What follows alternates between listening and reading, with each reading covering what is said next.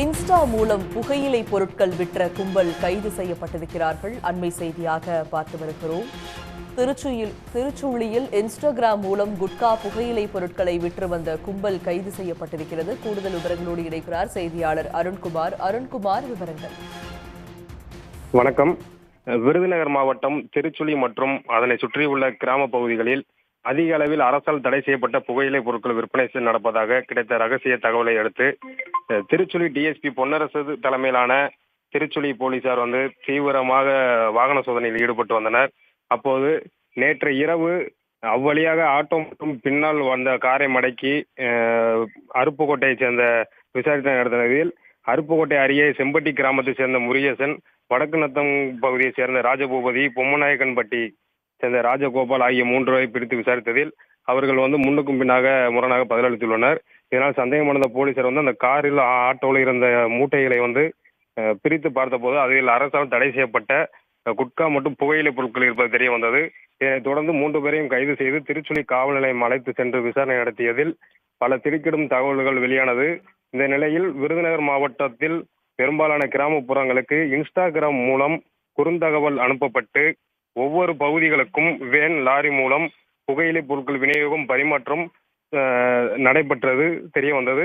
அதனைத் தொடர்ந்து திருச்சுழி அருகே உள்ள தொப்புலாக்கரை கிராமத்தில் ஒரு வீட்டில் மொத்தமாக புகையிலை பொருட்கள் பதுக்கி வைத்து ஊராக சென்று விற்பனை செய்ததும் விசாரணையில் தெரிய வந்தது. இதனையடுத்து திருச்சுழி காவல் ஆய்வாளர் மணிகண்டன், சார்பு ஆய்வாளர் வீரனன் தலைமையிலான சிறப்பு தனிப்படை போலீசார் அமைக்கப்பட்டு கைது செய்யப்பட்ட நபர்களை குறிப்பிட்ட தொப்புலாக்கரை பகுதியில் உள்ள ஒரு வீட்டில் அதிரடியாக சோதனை நடத்தினர். அப்போது அந்த வீட்டில் மூட்டையாக டன் கணக்கில் அரசால் தடை செய்யப்பட்ட குட்கா மற்றும் புகையிலை பொருட்கள் இருப்பதை கண்டு போலீசார் அதிர்ச்சியடைந்தனர்.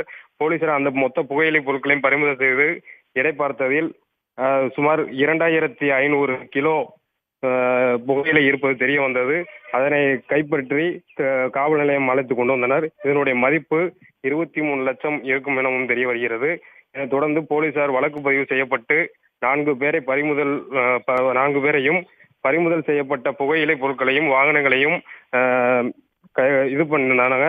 அதை தொடர்ந்து திருச்சுழி பகுதியில் லட்சக்கணக்கான ரூபாய் மதிப்புடைய டன் கணக்கில் புகையிலை பொருட்கள் மூட்டையாக பறிமுதல் செய்யப்பட்ட சம்பவம் இப்பகுதியில் பெரும் பரபரப்பை ஏற்படுத்தியது. இந்த நிலையில் அரசால் தடை செய்யப்பட்ட புகையிலை பொருட்கள் மொத்தமாக விற்பனை செய்யும் நபர்கள் தலைமறைவான நிலையில் அவர்களை பிடிக்க திருச்சுழி டிஎஸ்பி தலைமையிலான தனிப்படை போலீசார் தீவிரமாக வலைவீசி தேடி வந்தனர்.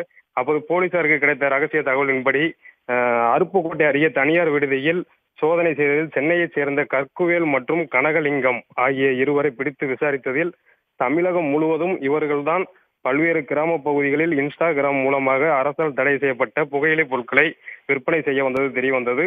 அவர்களிடம் இருந்து சுமார் 29 லட்சம் ரூபாய் ரொக்க பணம் மற்றும் இன்ஸ்டாகிராம் மூலம் பயன்படுத்தப்பட்ட 10க்கும் மேற்பட்ட செல்போன்களை திருச்சுழி தனிப்படை போலீசார் பறிமுதல் செய்து தற்போது 6 பேரையும் கைது செய்து திருச்சுழி காவல் நிலையம் அழைத்து விசாரணை நடத்தி வருகின்றனர்.